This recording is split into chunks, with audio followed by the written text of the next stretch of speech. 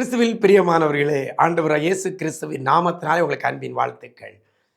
இந்த நாளிலேயும் வேதத்திலிருந்து ஒரு வேத வசனத்தை இன்றைய விசேஷித்த வார்த்தை நிகழ்ச்சி மூலமாக உங்களுக்கு சொல்ல எடுத்துக்கொண்ட வேத வசனம் 37ஆம் சங்கீதம் 31ஆம் வசனம்.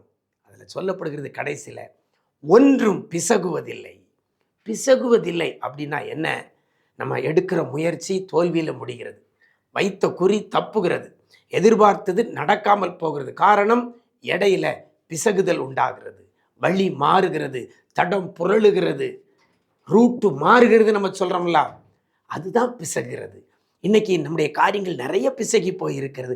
சரீர ஆரோக்கியம் பிசகி போய் வியாதியோடு கூட இருக்கிறோம். படித்த படிப்பு பிசகி போய் சரியான வேலை இல்லாமல் இருக்கிறோம். வேலை பார்க்குற இடத்துல நிம்மதி இல்லாதபடி இருக்கிறோம்.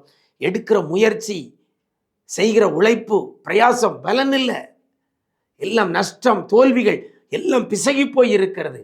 ஒரு காலத்தில் நல்லா ஜெபித்தேன், இன்னைக்கு நான் ஜெபிக்க முடியலை. ஆவிக்குரிய காரியம் பிசகி போய் இருக்கிறது. வேதம் சொல்கிறது ஒன்றும் பிசகுவதில்லை. நீங்கள் எடுக்கிற முயற்சி, எத்தனை முயற்சி எடுத்தாலும் அத்தனையும் ஜெயமாய் முடியும். அப்படிப்பட்ட ஒரு வாக்குத்தத்தத்தை கர்த்தர் கொடுக்கிறார். வசனம் சொல்கிறது, யாருடைய நடைகள் பிசகுவதில்லைன்னா அந்த வேதம் சொல்கிறது, ஆரம்பத்தில் தேவன் அருளிய வேதம் அவனுடைய இருதயத்தில் இருக்கிறது, அவன் நடைகளில் ஒன்றாகிலும் பிசகுவதில்லை. தேவன் அருளிய வேதம் நம்ம யாருடைய இருதயத்திலாம் இருக்குதோ அவர்கள் நடைகளில் ஒன்றும் பிசகுவதில்லை. இன்னைக்கு ஒரு தீர்மானம் பண்ணுங்க, வேத வசனம் என் இருதயத்தில் வைப்பேன், என் நடைகளில் ஒன்றாகிலும் பிசகாது.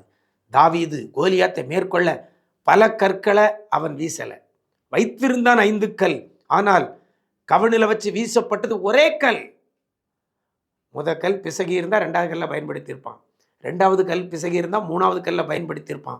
இப்படி தான் போயிருக்கணும், ஆப்ஷன் போயிருக்கணும். இல்லையே, முதல் கல் ஒரே கல், அவன் எரிந்த அந்த கல் பிசகாதபடி கோலியாத்து நெற்றிப்பட அது வீசப்பட்டதே, கோலியாத்தை மேற்கொண்டானே, ஒன்றும் பிசகாது. இன்னைக்கு நீங்கள் போடுற பிளான், நீங்கள் வச்ச குறி தப்பிக்கிட்டு இருக்குதா? வேத வசனத்தை உங்களுடைய இருதயத்தில் வைத்துக் கொள்ளுங்கள், உங்கள் நடைகளில் ஒன்றும் பிசகுவதில்லை. அப்படிப்பட்ட கிருபையை கர்த்தர் தருவார். God bless you.